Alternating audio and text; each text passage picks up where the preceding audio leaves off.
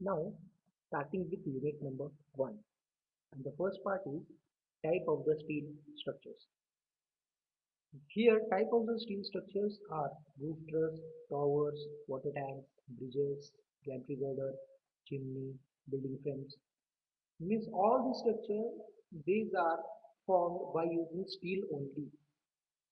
There is nothing in these structures are of RCC. These all structures are made up of only steel, steel and steel. Now, let's see one by one. First is roof truss.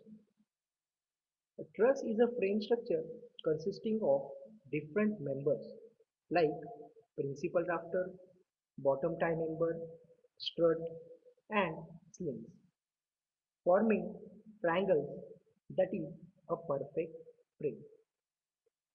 The steel roof trusses are used when the span is very large and the beam construction is non-economical.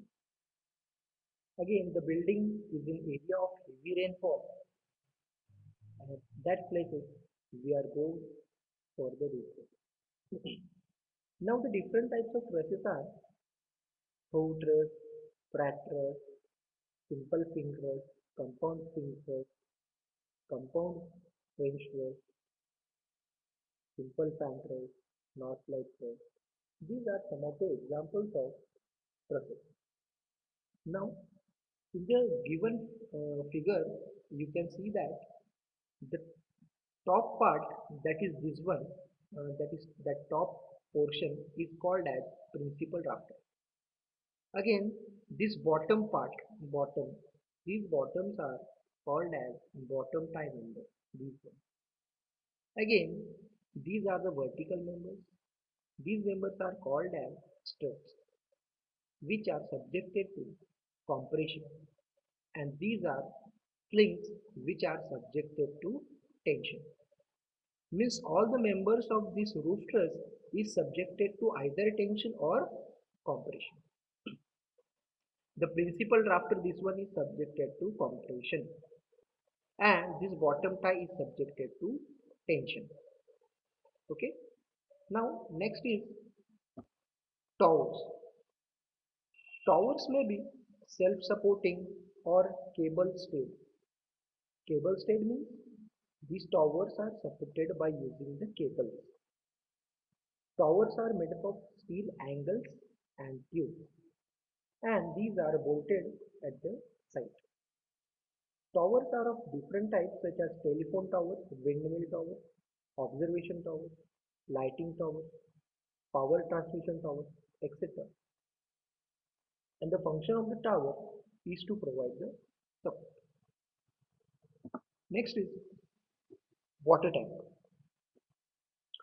These may be water tanks may be circular, rectangular, or spherical. They may rest on the ground or be elevated. The function of water tank is to contain material, liquid, anything. Okay, you can see in this figure. In case of water tank, this structure is made up of steel, that is structural steel. These are the columns which are made up of, that is I section or built up section. Again, these are the bracings. These cross members are called as bracings, and for bracings we can use the angle section. Means this whole assembly is made up of structural steel, and it is also the example of one of the steel members. Okay, next is bridges. Now you can see in this figure, this is the bridge which is consist of only the slings and the struts. Means the truss which is made up for the bridge is consist of the struts and slings. This is the deck of the bridge. This is deck of the bridge, and this whole assembly is made up of structural steel. The truss and the plate girders bridges are commonly used for the small to moderate fans. cable stayed, and suspension bridges for long span. Sometimes arch bridges or cantilever bridges are also used. Foot bridges is a very common in railway stations, and the function of bridges is to provide the running. The next structure is gantry girder. Gantry girders are mostly used in the commercial or industrial buildings where we have to put or we have to move or we have to lift the heavy material. Gantry girders are the traveling overhead crane, means they are commonly used in the workshop or factory. The function of gantry girder is to lift or move the heavy material and machinery from one place to other place. So we can easily move. Next is, and you can see in this structure, all the framework is made up of steel only. This is the built-up columns. Above that built-up column, these are the gantry girders. These are the gantry girders along the length. These are the gantry girders, and these are made up of the two sections. First one is the I section, and above that I section there is the C section. Okay, and this is the crane girder. Yellow color is the crane girder. Okay, this whole assembly is a structural member made up of steel. Next is the chimneys. Chimneys are used in the industrial use. Means chimney is used in the industrial buildings.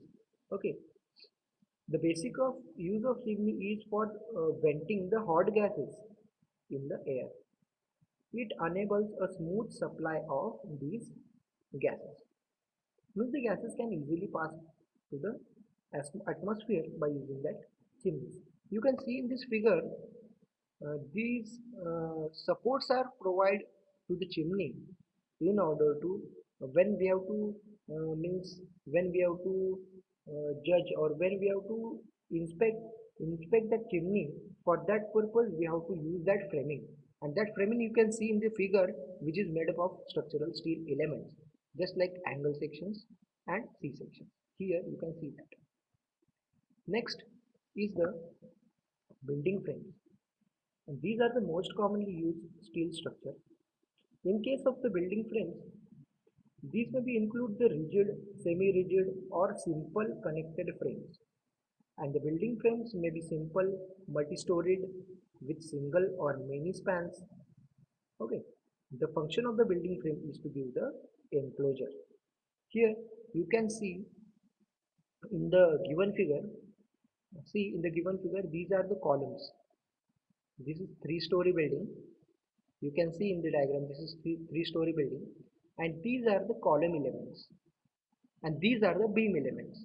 Means vertical are the column elements and horizontal one are the beam elements.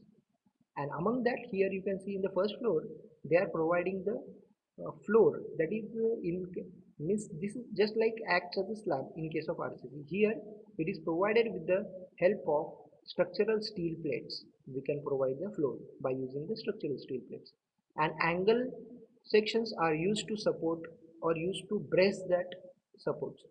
Here for the element for the column are the I sections. Also the element for the beams are also the I sections. Okay, these are the various types of steel structures. Now the next part is structural members. Here all the steel members are idealized and classified based on action or loading on it, which is as follows. Now let me explain what is uh, what is mean by based on action or loading. Means here all the members are subjected to different types of loads, different types of loads. Depending on that load, these structural members are classified. Now see the first member, that is tension member. It is the member which is subjected to tension. That's why this member is called as tension member. Simple. Now next one is the compression member. These members are subjected to compression. That's why these members are called as compression members. Now third one is the flexural members. These are the members which are subjected to tension as well as compression. Means both. These members are subjected to both tension as well as compression. Therefore, these members are called as flexural member. The flexural member in case of steel structures or roof truss is the purlin. Purlin is the flexural member. Now beam column. Beam column is a joint which is subjected to transfer of different types of forces from floor to column and again column to the below column and below column to the footing. Okay. Now next is the torsion member. These members are subjected to torsion. That's why these are called as the torsion members. And the members which are subjected to combined action. Combined action may be means tension as well as torsion, compression as well as torsion, likewise. Okay, these are the various types of structural members. Now, next point is advantages of steel over the RCC. Now, in this semester, we are going to study the steel structure. Okay, but there are different types of structure available in the market or which are formed. These are first one is the steel structure, second one is the RCC, that is the reinforced cement concrete structure. Next one is the pre-stressed concrete structure. There are these various types of structures are there. But now we have to check the advantages of steel structure over the RCC, that is reinforced cement concrete structure. Now here the first point is high strength per unit weight. High strength per unit weight. Now the steel members have high strength per unit weight. Therefore, a steel member of a small section can resist the heavy loads. This property is applicable for the construction of long span bridges, tall buildings, and for buildings on soil where the low bearing capacity of soil is there. Here in this point we can see to take a particular amount of load, the section required in case of steel is of less dimension. But in case of RCC, to take the same amount of load, the dimensions of the structure required will be more. That's why this is the advantages of steel structure. It is a high strength per unit weight. Second is the high ductility. Steel being a ductile material does not fail suddenly, but it gives visible evidences of impending failure by the large deflection, which is not the case in case of RCC. In case of a RCC, the failure is brittle. It does not give the, in case of RCC, no, in case of the concrete structure, in case of the concrete structure, it is a brittle failure which does not give us any warning of failure. But in case of the steel structure, it gives the warning, that is it bends, we get the information about the failure and will safely pass out from the structure. Next is the prefabrication. As steel is a light in weight, it can be manufactured at the factory and transported at the site. This results in the speedy construction, saving in time and expenses, ensuring better quality of finished structure. Now next point is ductility. Ductility we will already discuss in the second point, that is steel have more ductility than RCC. So this is the advantages of steel structure. Next point is long lifespan. If the steel is properly maintained, then the steel structures have long lifespans. What is the meaning of properly maintained? Properly maintained means we have to preserve, or we have to take care of the corrosion of the steel. Properly maintained means we have to take care the corrosion of the steel.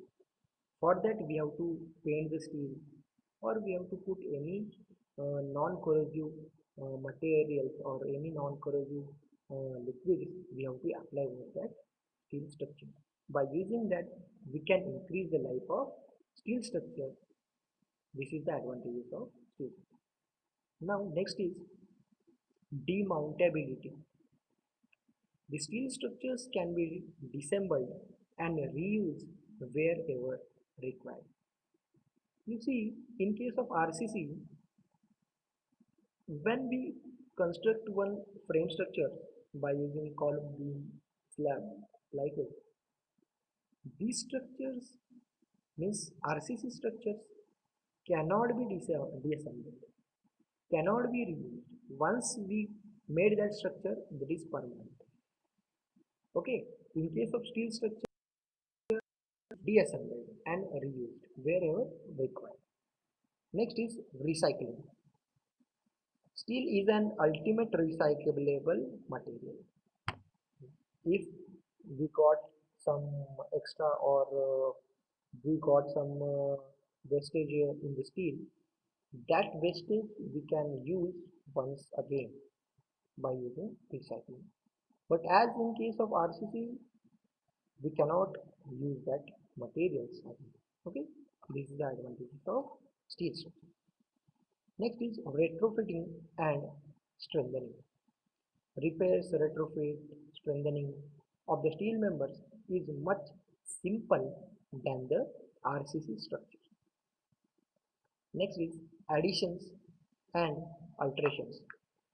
Addition of any steel member and also alteration can be made easily to the steel structure than the RCC.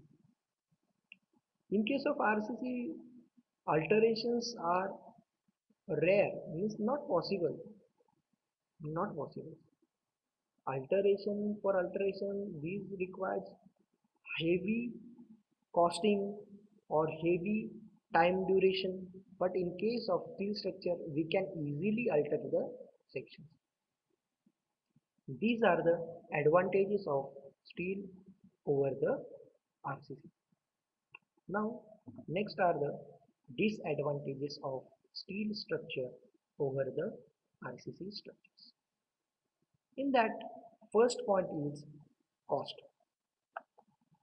The cost of steel structures for any type of structure is more than the RCC structure. Here the cost is nothing but the initial cost. Initial cost for the steel structure is more than RCC. Second is the corrosion. Steel structures are susceptible to corrosion when fully exposed to air and water. Therefore, it requires periodic painting, cleaning, etc. This corrosion is the major disadvantages of steel structure. If we maintain this point now, corrosion, we can easily increase the life of steel structure. Next point is fireproof treatment. Structural steel members are non-combustible, but they lose their strength rapidly during fire. Therefore, steel structures require fireproof treatment, which again increases the cost of structure. Next point is fatigue. Fatigue of the steel involves reduction in the strength when the steel is subjected to large number of stresses, reversals, and even to a large number of variations of the tensile stress. This is also one of the major disadvantages of steel structure. Last one is the aesthetic view. Steel does not give the pleasing appearance unless it is painted. Unless it is painted or the steel structure, in case of steel structure, we see the joints. These joints are maybe bolted. In case of bolted connection, we see that nuts and all these parts. But as compared to RCC structure gives us a very good aesthetic feel. This is also a disadvantage of steel structure. Now, here we see the advantages. We'll see, already we saw the advantages and disadvantages of the steel structure. Now we go to the next point, that is the various types of rolled steel section. The main aim of structural designer is to select the appropriate cross section for the individual member of the structure. This selection is done using the widely available standard rolled steel sections which are of any standard. Means there are various types of rolled steel sections are there. Depending upon the suitability, we have to select or we have to choose any one of the rolled sections as the appropriate place. This is the main work of the structural design. Okay. Now see various types of rolled steel sections, that is rolled steel I section, rolled steel channel section, rolled steel angle section. In case of angle section, there are two sections, that is equal angle section and unequal angle section. And next one is rolled steel T section, rolled steel plates, rolled steel flats, and rolled steel bars. All these rolled steel sections are manufactured at the workshop and they are directly used on the site. In figure we can see that rolled steel section. See the next figure. The first diagram, this one, is of the I section, that is rolled steel I section, which is also called as, you can see here, rolled beam and columns. Means the I sections are majorly used for columns and beams, not for every place or every position. No, I sections are used for beams and columns. Next is the C section. This is rolled steel C section. C sections are also called as channel section. This section is also called as channel section. Next is the rectangular hollow section. This is hollow sections. This is rectangular and this is circular. These are also used in. Now next is the angle section. This angle section is the equal angle section. Here you can see both the legs of the angle are of same dimension. Both the legs of that angle section is of same dimension. That's why this angle is called as equal angle section. Next one is T section. You can see the shape of the section is just like a alphabet T. That's why this section is called as T section. In the next diagram you can see the unequal angle section. Here you can see that the one leg of the angle section is short and one leg of the angle section is long. Means the legs are unequal. That's why these sections are called as unequal angle sections. See, these are the basic rolled sections. These are the basic rolled sections. Again, plates are there, flats are there, and bar are there. So in case of rolled section. Okay. Now here bottom you can see these are the built up section. These are the built up section.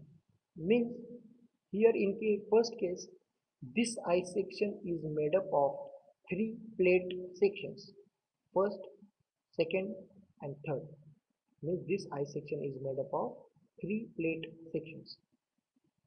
Again, this is the section of gantry girder. This is the section of gantry girder. Here I section is there, and above that I section there may be a channel section. The combination is used as a gantry girder.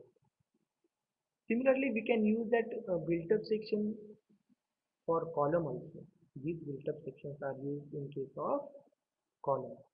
So these are the various rolled steel sections. Now, next part is various design load combinations. Various design load combinations. Here, first of all, you must know the various types of loads which are acting on the steel structures. In that, first load is dead load. Dead load is nothing but the self weight of the steel structure. Dead load is nothing but the self weight of that steel structure. Next one is imposed load. Imposed load is also called as live load. The imposed load consists of the movable material, movable sections, or which is not fixed. These type of loads are coming under the head of imposed load. Example for the imposed load is furniture. Furniture is not fixed. We can move it from one place to another place. That's why this load is an imposed load. Third one is the wind load. The load which is due to action of wind. Okay, wind load. Next is earthquake load. When the earthquake occurs, it is applied at the bottom of the steel structure, means at the column base, and which is in horizontal direction. Due to that load, various types of vibrations are developed in the structure. This type of load is called as earthquake load. Erection load. These are the loads which are coming on the steel structure while we have to erect that steel structure. Erection is nothing but the manufacturing or building of the steel structure on site is nothing but the erection. And next is the accidental load, which may or may cause due to some accidents which are happened in the steel structure. Among that six load, six loads, first, second, and third, these are the most useful loads while designing the steel structures. We have to compute these three loads while designing the steel structure. In the first dead load is dead load is computed by using IS 875 part 1. Next is imposed load. Imposed load we compute by using IS 875 part 2, and wind load we compute the wind load by using IS 875 part 3. Again, here we have to go through these load combinations. These load combination. What is the meaning of load combination? These dead load, imposed load, wind load are not acting individually. Means you can say that only dead load is acting, no live load, no wind load. This is not happen in any case. Always the loads are acting simultaneously, means at the same time. Dead load is acting at the same time, live load is acting at the same time, and wind load is also acting at the same time on the structure. So, while designing the any steel structure, we have to combine these loads. We have to combine these loads. We have to use the various load combination among these loads, and then for the critical or worst condition of the load combination, we design the steel structure. Okay, got it? Now, next part. Next part is design philosophy. Design philosophies are nothing but the various design methods used for the design of the steel structure. Here, these are the basic or these are the three methods which are used to design the steel structure. First is the working stress method. Second is ultimate strength method. And third is limit state method. Obviously, serial wise, first method which is invented for the design of steel structure is working stress method. It is the oldest method of design of steel structure. Okay, and which is now outdated. Next is ultimate strength method, which is invented after that working stress method. There are some disadvantages of that working stress method, and to overcome that disadvantages, ultimate strength method is invented. Now, by considering the disadvantages of both the two methods, working stress and ultimate strength, again third method is invented, which is called as limit state method, and the disadvantages of first two methods are removed and new method is formed, that is limit state method. Again, the limit state having major two limit states. In that, first is the limit state of strength and second one is the limit state of serviceability. Now we see in detail these three methods one by one, starting with working stress method. Thank you.